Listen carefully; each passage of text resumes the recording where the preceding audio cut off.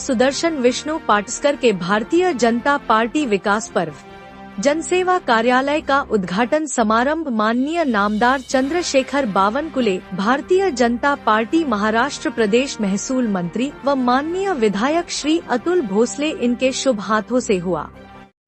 इस उद्घाटन समारंभ के लिए विभिन्न क्षेत्र के संगठन के पदाधिकारी, कर्मचारी, बड़ी संख्या में महिलाएं व मान्यवर उपस्थित थे।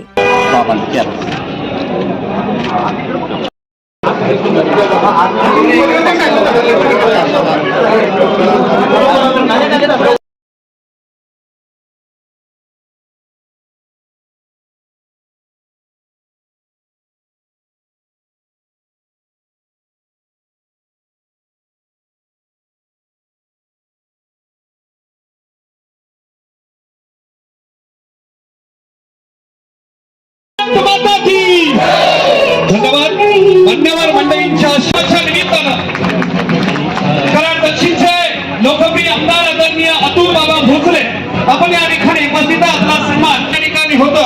विनंती करणारे पांडे साहेबांना आपला सन्मान या ठिकाणी होतो। आपण आपला सन्मानच्या शुभार्थे त्यांचा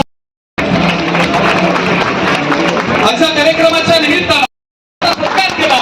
सुदर्शन दादांचा सन्मान होत असताना लोकांसाठी कार्यालय खुलं करतोय, माध्यम उभं राहतंय, तारी सुद्धा त्या तोडावा। आपण या ठिकाणी उपस्थित आपलं मनापासून स्वागत, आपला सन्मान। उपस्थित किसान मोर्चाचे सदर रामकृष्णजी बेता आपला सन्मान या ठिकाणी आपण सर्व मान्यवर मंडळींच्या सन्मानासाठी एकदा जोरदार टाळी वाजवूया। यानंतर आपल्या सर्वांशी बोल आपल्या मेळाव्यामध्ये उद्घाटन प्रसंगी ज्यांच्याशी कोऑर्डिनेशन केलं ते राजेशजी पांडे, सर्व उपस्थित स्टेज मान्यवर, मी सर्वांचं या ठिकाणी स्वागत करतो। आज आणि त्या मेळाव्याच्या निमित्तानं आपण ही वल्गना केली होती की या परिसरामध्ये एक बदलाचं वारं वाहत असताना ते बदलाचं वारं सत्तेपर्यंत पोहोचवण्याचं काम मी करीन आणि भारतीय जनता पार्टीचं कमल हे या कराड दक्षिण विधानसभा मतदारसंघामध्ये फुलवण्याचं मी काम करीन। आदरणीय बावन आपल्या समोर येतात आणि संतांची मांदियाळी खऱ्या अर्थानं त्या कॅलेंडरच्या माध्यमातून आपल्याचं काम खऱ्या अर्थानं त्यांची संपूर्ण टीम या ठिकाणी करते। तुम्ही सर्वांनी आपल्या भागातल्या लोकप्रतिनिधी आमदार म्हणून महाराष्ट्राच्या विधानमंडळामध्ये असे या ठिकाणी अतुल बाबा भोसलेजी, महायुती प्रचंड मजबूत आहे। आपापला पक्ष वाढवण्याकरता आपापल्या कार्यकर्त्यांना काही भूमिका मांडाव्या लागतात। शेवटी एकनाथ शिंदेजी आपला पक्ष वाढवतात आहे, अजितदादा आपला पक्ष वाढवतात आहे। आम्ही 1.5 कोटी सदस्य संख्या असलेली भाजप त्या ठिकाणी गठीत करतो आहे।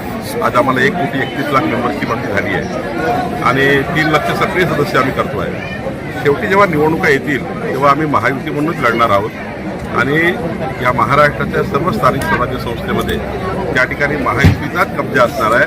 सर्वीकडे भगवामय वातावरण असणार आहे आणि अजितदादा ज्या ठिकाणी लढतील त्या ठिकाणी आम्ही मदत करू, एकनाथजी लढतील त्या ठिकाणी आम्ही मदत करू, जिथे आम्ही लढतो आम्ही त्यांची मदत करू। त्यामुळे कुठेही महायुतीमध्ये वितृष्ट नाही। एकनाथ शिंदेंना धमकी फोन केलेला कोरटकर 4 दिवसापासून बेपत्ता, नक्की त्यांना फरार करण्यास मदत करणारे आका कोण आहेत असा प्रश्न उपस्थित कुणी आका वगैरे लागत नाही। पोलीस शोधून काढतील, चुकीचं असेल त्याला जेरबंद करतील।